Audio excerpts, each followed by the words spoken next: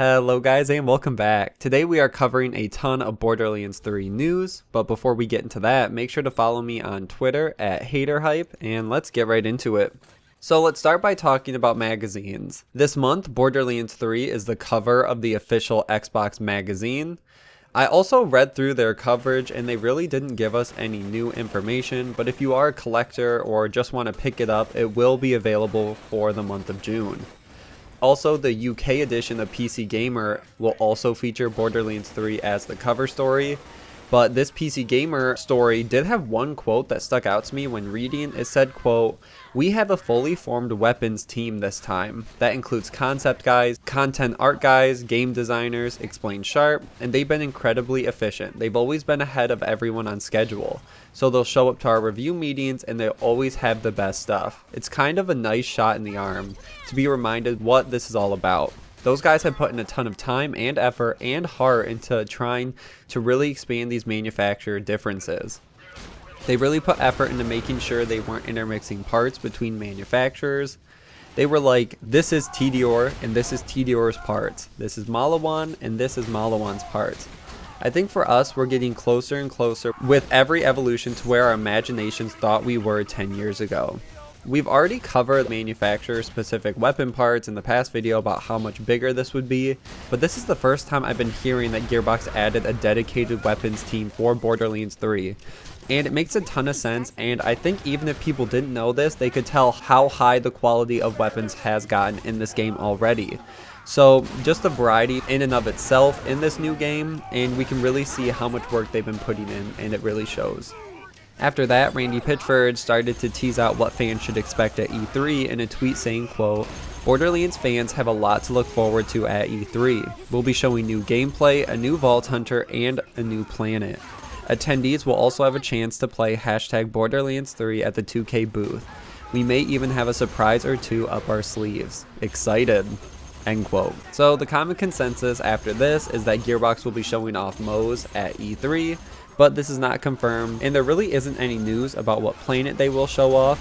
But last week we did talk about how it was leaked that this game will have 5 planets. On top of that, the surprise that he mentions is speculated to be a new Borderlands 2 DLC called Commander Lilith and the Fight for Sanctuary. It's not Borderlands 3 news, but I have a full video covering the topic that I'll link down below. One last thing is, if you don't know, E3 starts on Tuesday, June 11 and goes until Thursday, June 13. And Gearbox's event is on the first day, June 11 at 11 a.m. PDT and goes for 1 hour. The panel is called Borderlands 3 Making the Mayhem, and the description says, quote, "Join the Borderlands 3 development team from Gearbox Software for an in-depth conversation about the long-awaited new entry in the blockbuster loot shooter franchise.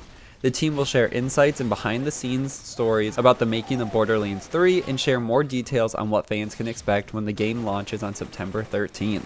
And obviously, I'll cover more news as it becomes available for E3. The next story has to do with the music of Borderlands 3. Jesper Kyd posted on his website that he will be composing Borderlands 3, which shouldn't be too much of a surprise. He is responsible for composing all the previous Borderlands games, even the pre-sequel, and always does a really great job.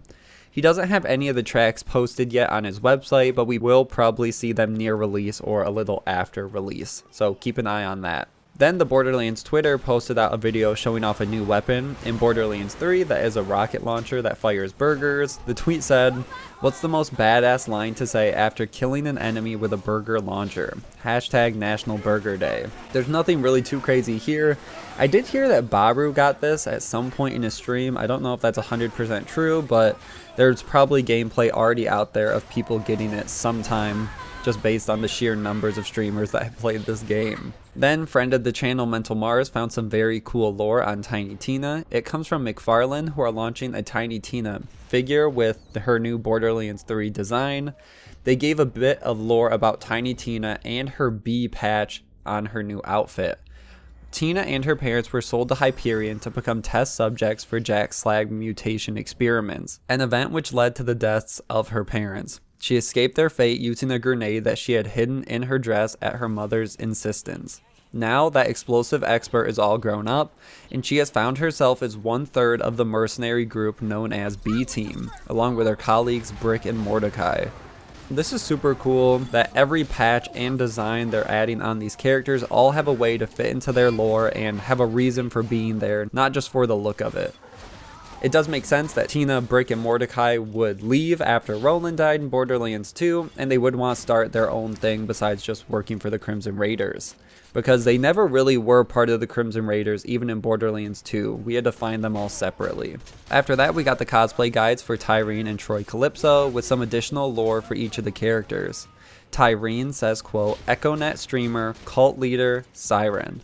For Tyreen Calypso, all the fame and fanatic are but means to an end, to reach the vault and become the most powerful person in the universe. Armed with fearsome siren abilities and a magnetic personality, her powers and control spread through every speaker and screen. And with all the bandit clans united under her banner, she's already well on her way to godhood. So there's one important thing that comes out of this, which is Tyreen is an actual siren. And Gearbox is being very blunt about it in this description. There were some rumors that she might not be, or people just weren't 100% sure, but they're saying it, siren, 100% confirmed.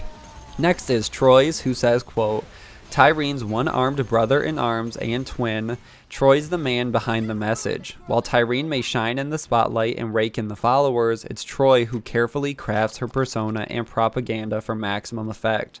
Despite being cunning and cutthroat in his own right, Troy depends on his sister for support and survival. They're inseparable. And while he may live in his twin's shadow, he still wields tremendous influence and is a force to be reckoned with. And this lines up with the leaks we've heard before, that Troy is either sick or dying and needs Tyreen to help keep him alive. It's also an interesting dynamic that he is the one who's the brains behind the operation, and without him, Tyreen could lose basically everything she's built up, which could play into the story a lot of interesting ways. And to close out, I think it's worth mentioning that Baru, K6, and Jolts were all invited to Gearbox's studios. This is only 1 month after the gameplay event itself, so this could be because they're testing what's going to be played at E3, or they could be testing out this new potential DLC for Borderlands 2. There's really nothing super concrete here, it's all speculation, but I just think it's interesting that they were all flown out there again pretty soon after the event itself. One last thing is it looks like Chris Hardwick might be returning to voice Vaughn again. Vaughn is one of the characters from Tales from the Borderlands.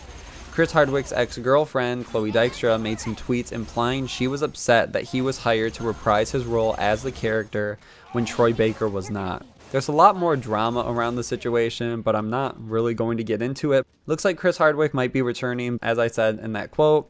Troy Baker's not, still. And this seems as good a spot as any to end the video. Thank you guys so much for watching. Make sure to like and share, subscribe for all things Borderlands, and I will see you guys in the next one.